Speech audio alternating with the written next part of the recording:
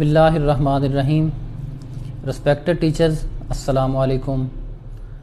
Education کا جو آسان ترین مطلب ہے وہ ہے ٹیچنگ لرننگ پروسیس. آپ کے پڑھانے کے نتیجے میں بچہ جو کچھ سیکھتا ہے، لرن کرتا ہے، اس کو ہم ایجوکیشن کا نام دیتے ہیں.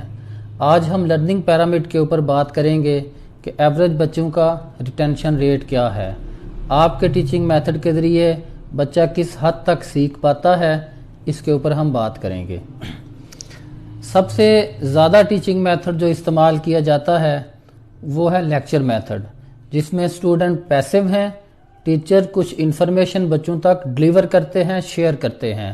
اس کے نتیجے میں بچہ جو زیادہ سے زیادہ سیکھ سکتا ہے وہ ہے اونلی 5%. اور اگر آپ ریڈنگ کو ساتھ شامل کریں اس کے نتیجے میں بچہ 10% لرن کرتا ہے کہ بچہ دیکھتا بھی ہے اور بولتا بھی ہے. اگر آپ ڈیمانسٹریشن کو ڈسکس کریں تو ڈیمانسٹریشن میں بچہ کسی حد تک برین سٹارمنگ کرتا ہے، بچہ دیکھتا بھی ہے اور بچہ بولتا بھی ہے، اور ڈیمانسٹریشن کے نتیجے میں بچے کی لرننگ 30% تک پاسبل ہو سکتی ہے.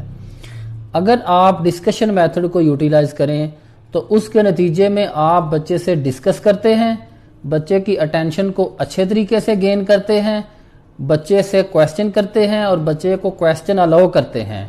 اس طریقے سے بچے کی لرننگ 50% تک ہو سکتی ہے. اب ہم آپ کو سب سے اہم ٹیچنگ میتھڈ بتانے جا رہے ہیں جس سے بچے کی لرننگ 75% تک ہو سکتی ہے. وہ ہے ایکٹیویٹی بیسڈ لرننگ، سرگرمی کے ذریعے سکھانا. آپ بچے کو انسٹرکشن دینے کے بعد، سمجھانے کے بعد کوئی پروجیکٹ دیتے ہیں سائنس کے اندر، وہ اس کو پرفارم کرتا ہے اور اپنے ہاتھوں سے کچھ کام مکمل کرتا ہے. آپ اس کو سرگرمی دیتے ہیں اور بچہ اس سرگرمی کو پرفارم کرتا ہے. اس سارے پروسیس کے اندر بچہ ان چیزوں کو دیکھتا بھی ہے، بچہ ان چیزوں کے بارے میں بولتا بھی ہے، بچہ اپنی برین سٹارمی بھی کرتا ہے، بچہ اپنی باڈی کو استعمال میں لاتا ہے اور کوئی چیز اپنے خود سے پرفارم کرتا ہے. اس کے نتیجے میں بچے کی جو لرننگ ہوتی ہے وہ ہے 75% تک. نیشنل لیبارٹری کی اس رپورٹ کے اکارڈنگ اگر آپ ایکٹیویٹی بیسڈ لرننگ کے ساتھ دوسرے میتھڈ کو بھی یوٹیلائز کرتے ہیں تو آپ اپنے بچے کی لرننگ کو بڑھا کر 90% تک لے جا سکتے ہیں. تو ایک سوال جو میں آپ سے کلیئر کرنا چاہتا ہوں کہ کبھی کبھی پیرنٹس آپ سے سوال کرتے ہیں کہ ہمارا بچہ پڑھتا ہے لیکن بھول جاتا ہے، مطلب رٹا لگاتا ہے. بچے کو رٹا لگانے کی نوبت کیوں پیش آتی ہے؟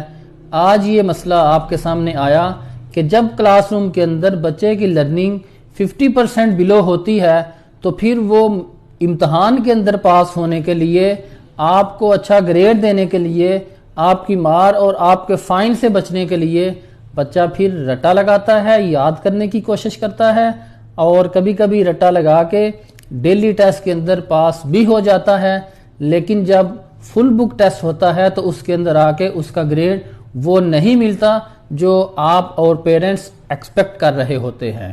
اس لیے اگر آپ بچے کو اس مصیبت سے نجات دلانا چاہتے ہیں، اگر آپ بچے کو کامیاب کرنا چاہتے ہیں تو پھر آپ کو اس بات کے اوپر غور کرنا ہوگا کہ اس کا حل صرف اور صرف کلاس روم کے اندر ہے اور آپ کے ٹیچنگ میتھڈ کے اندر پنہاں ہے. آپ اپنے ٹیچنگ میتھڈ کو امپروو کریں. جتنا آپ امپروو کریں گے اس کے نتیجے میں کلاس روم کے اندر بچے کی لرننگ زیادہ سے زیادہ ہوگی اور پھر بچے کو رٹا لگانے کی ضرورت بھی پیش نہیں آئے گی. تو میں امید کرتا ہوں کہ اگر آپ اپنے ٹیچنگ میتھڈ میں اللہ کے نبی صلی اللہ علیہ وآلہ وسلم کی سنت کے مطابق ان ساری چیزوں کو یوٹیلائز کرتے ہیں، آپ کا بچہ اچھا سیکھے گا اور معاشرے کا ایک اچھا انسان بنے گا اور کامیاب مسلمان بھی بنے گا. بہت شکریہ. السلام علیکم.